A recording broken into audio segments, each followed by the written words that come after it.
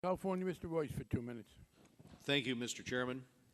Well, beyond the problems with bifurcating consumer protection and solvency protection, a fundamental question remains, and that is, would a consumer financial products agency have stopped the issuance of subprime mortgages to consumers or Alt-A mortgages to consumers?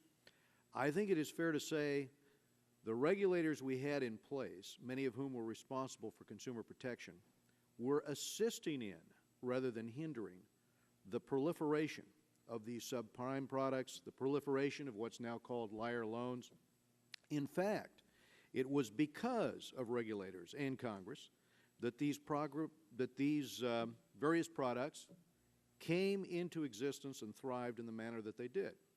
Subprime mortgages came out of CRA regulations, according to a former Fed official, and Fannie and Freddie purchased subprime and Alt-A loans to meet their affordable housing goals set by their regulators and by Congress. They lost $1 trillion doing that. The consumers frequently lost their homes as a result of the collapse of the boom and bust that was thus created.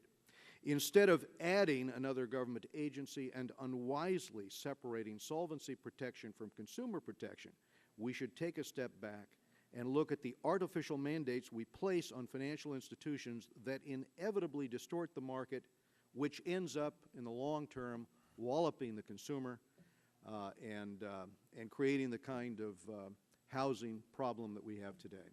Thank you, and I yield back, Mr. Chairman. Next.